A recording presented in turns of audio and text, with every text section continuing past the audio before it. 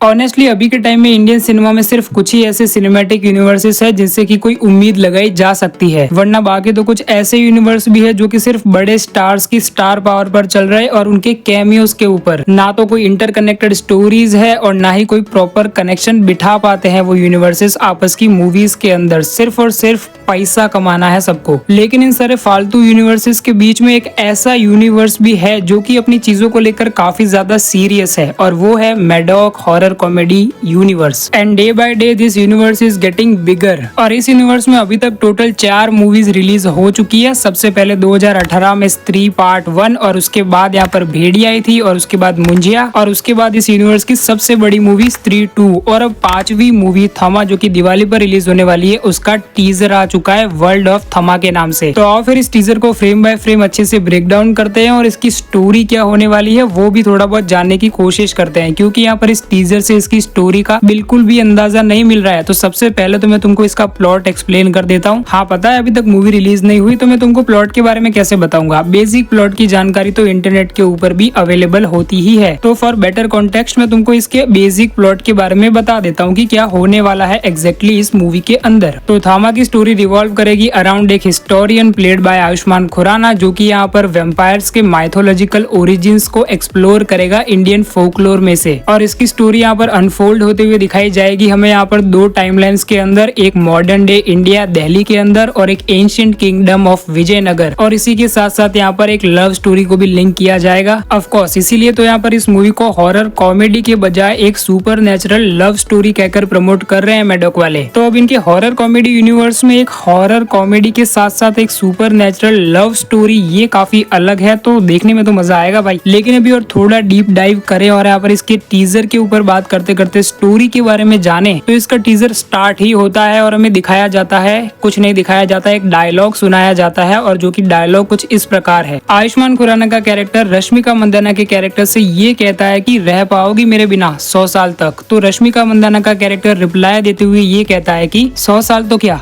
एक पल भी नहीं। ये वाले डायलॉग को सुनकर ही ऐसा लग रहा है कि ये डायलॉग जिस सीन में होगा ना, वो सीन यहाँ पर इन दोनों ही लव बर्ड्स के पिछले जन्म का होगा, जहाँ पर कि किन्हीं सर्कमस्टेंसेस की वजह से इन दोनों को बिछड़ना पड़ रहा होगा उस सीन के अंदर। और ये सीन इमोशनल होगा आई गेस, काफी इमोशनल, अगर उसको अच्छे से पुल ऑफ कर पाए तो। रश्मिका जी प्लीज। अब बात करते हैं उन सर्कमस्टेंसेस के ऊपर कि क्या हो सकता है जिसकी वजह से ये डायलॉग की नौबत आई मूवी के अंदर। तो यहाँ पर मेरे पास 2 पॉसिबिलिटीज है, जिनमें से कि पहली पॉसिबिलिटी ये हो सकता है कि आई थिंक यहाँ पर ये जो अपना विजयनगर है ना, एंशिएंट विजयनगर जो दिखाया जाएगा मूवी के अंदर, वो इसका प्रोटेक्टर होने वाला है आयुष्मान खुराना का कैरेक्टर, जो कि एक वेम्पायर भी है, और वो एक वेम्पायर फैमिली से आता है, जो फैमिली की सदियों से यहाँ पर विजयनगर एम्पायर की रक्षा करते हुए आई है यहाँ पर बाहरी ताकतों से। और ये विजयनगर एम्पायर यहाँ पर कृष्ण देव राय वाला रखते हैं। नहीं, ये एम्पायर तो सैकड़ों साल पुराना है, लेकिन यहाँ पर बात तो 100 और 75 साल की ही हो रही है। और मैं ऐसा क्यों बोल रहा हूँ कि यहाँ पर फैमिलीज होंगी वेम्पायर्स की, तो मेरा इसका रीजन ये है कि अगर तुम देखोगे ना, तो यहाँ पर सारे जितने भी मेन कैरेक्टर्स है ना, आयुष्मान खुराना, नवाजुद्दीन सिद्दीकी जो कि मूवी के विलन होने वाले हैं, और रश्मिका मंदाना का कैरेक्टर तक इवन यहाँ पर एक वेम्पायर ही है। उनके कटीले बदन के अलावा उनके कटीले नाखूनों पर भी फोकस करो सालो। तो यहाँ पर विजयनगर के प्रति अपना कर्तव्य निभाने के लिए यहाँ पर रश्मिका मंदाना के कैरेक्टर को छोड़कर जाना पड़ेगा आयुष्मान खुराना के कैरेक्टर को।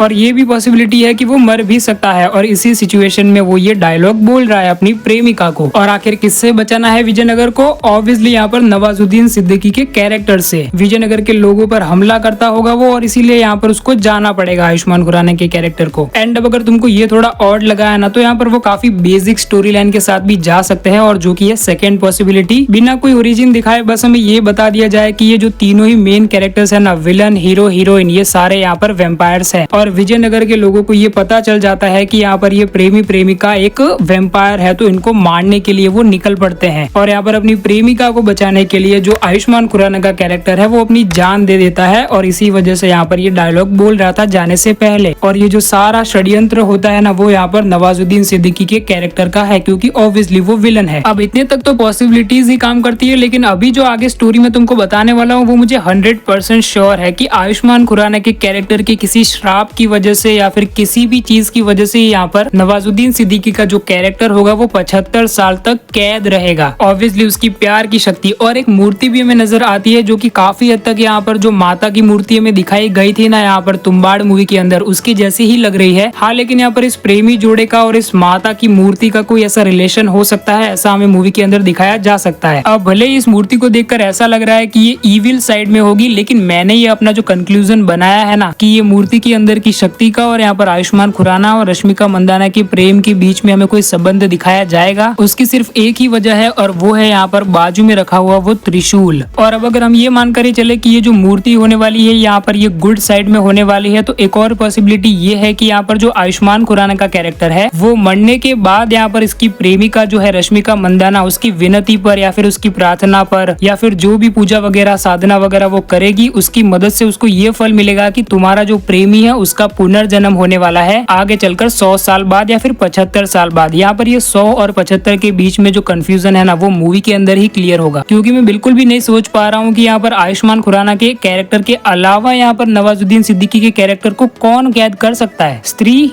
मे बी, देखते हैं। देखो भाई लोग, अभी हमने जितनी भी सारी बातें की ना वो तो यहाँ पर इस मूवी के अंदर का एक फ्लैशबैक सीन होने वाला है। बाकी मूवी का मेन फोकस तो होने वाला है यहाँ पर प्रेजेंट टाइमलाइन के अंदर यहाँ पर यूनिवर्स को सेटअप करने में, कि प्रेजेंट टाइमलाइन के अंदर यहाँ पर वेम्पायर और अपनी जो प्रेमिका है रश्मिका मंदाना उनकी पूरी स्टोरी को भी, और बाकी इस पूरे यूनिवर्स के अंदर जितने भी सारे सुपर नेचुरल क्रिएचर्स है यानी कि स्त्री, मुंजिया, भेड़िया और उनको समझने वाले कैरेक्टर्स, जैसे कि यहाँ पर बिट्टू का कैरेक्टर था मुंजिया के अंदर, और यहाँ पर राजकुमार राव का कैरेक्टर विक्की, और हाँ श्रद्धा कपूर का कैरेक्टर भी जिसका कि नाम हमें अभी तक नहीं पता है। अब ये तो ऑब्वियस सी बात है कि यहाँ पर सभी का कैमियो तो नहीं होने वाला है मूवी के अंदर, लेकिन फिर भी यहाँ पर इन सारे ही कैरेक्टर्स के बारे में अगर बातें भी हो रही हैं तो उनका भी कुछ मीनिंग निकलना चाहिए कि अगर ये सब कुछ यहाँ पर चल रहा है तो वो दूसरा जो कैरेक्टर है वो वहाँ पर क्या कर रहा है। तो इन सारी चीजों को यहाँ पर वो कैसे हैंडल करते हैं थमा मूवी के अंदर वो तो देखने लायक होगा ही, लेकिन अभी हम फोकस करते हैं यहाँ पर रश्मिका मंदाना के कैरेक्टर के ऊपर, क्योंकि यहाँ पर अगर नवाजुद्दीन सिद्दीकी के कैरेक्टर के बाद में अगर कोई आउटशाइन किया है तो वो है रश्मिका का कैरेक्टर यहाँ पर इस पूरे टीजर के अंदर, क्योंकि आयुष्मान खुराना के कैरेक्टर को एज सच ज्यादा दिखाया भी नहीं। तो मूवी के अंदर रश्मिका मंदाना का कैरेक्टर एग्जैक्टली क्या होने वाला है उसके बारे में हमें यहाँ पर थोड़ा बहुत आइडिया मिल जाता है टीजर के अंदर ही। तो बेसिकली यहाँ पर रश्मिका मंदाना का कैरेक्टर पूरी मूवी के अंदर आयुष्मान खुराना के कैरेक्टर के साथ रहेगा उसकी रक्षा करने के लिए, क्योंकि मुझे ऐसा लगता है कि पुनर्जन्म के बाद यहाँ पर जो आयुष्मान खुराना का कैरेक्टर है वो अपनी शक्तियों से वाकिफ नहीं है कि वो कितना ज्यादा पावरफुल है। और जो टीजर का पहला शॉट है ना जहाँ पर कि दोनों का ऐसा फेस ऑफ हो रहा है ऐसा हमें दिखाया गया है, तो वही शॉट होगा जहाँ पर कि वो पहली बार मिलेंगे। आयुष्मान खुराना का कैरेक्टर मूवी के अंदर एक हिस्टोरियन है, तो यहाँ पर इस हिस्टोरियन को यहाँ पर अपनी डेस्टिनी के चलते कहीं ना कहीं तो जाना ही होगा और जहाँ पर कि उसे अपनी प्रेमिका मिल जाएगी। और अगर इस टीजर में अगर तुम गौर से देखोगे ना तो यहाँ पर सारी चीजों से रश्मिका मंदाना का कैरेक्टर आयुष्मान खुराना के कैरेक्टर को बचा ही रहा है। एक तो वो बिल्डिंग से लटकने वाला सीन ले लो, या फिर ये जो पहला शॉट था ना जहाँ पर कि सुपर स्पीड में कोई जा रहा है, अगर ध्यान से देखोगे तो यहाँ पर वो रश्मिका मंदाना का कैरेक्टर ही है जो कि यहाँ पर आयुष्मान खुराना के कैरेक्टर को अपने कंधे पर कैरी कर इतनी सुपर स्पीड में जा रहा है कहीं पर। और उसका रीजन भी हमें आगे चलकर पता चले गया, जहाँ पर कि वो भालू ने हमला किया था उसके ऊपर, इसीलिए यहाँ पर वो किसी वैद्य खाने में लेकर जा रही होगी। ओके, कहाँ पर भी लेकर जाए हमको क्या लेना देना, हमको लेना देना है तो सिर्फ एक चीज से कि क्या यहाँ पर थमा मूवी के अंदर हमें भेड़िया वर्सेस वेम्पायर देखने को मिलता है। अब तुम्हारा इसके ऊपर क्या ओपिनियन है तो मुझे कमेंट्स में लिख के बताओ, और यहाँ पर इस वीडियो के ऊपर भी तुम्हारा क्या ओपिनियन है, क्या तुम्हें इसकी स्टोरी के बारे में पहले से ही जानकर अच्छा लगा या फिर तुम्हें लगा कि स्पॉइलर दे दिया साले। जो कुछ भी लगा हो मुझे कमेंट्स में लिख के जरूर से बताना, और अब मिलते हैं नेक्स्ट वीडियो में। बाय। वैसे हाँ, लाइक शेयर एंड सब्सक्राइब।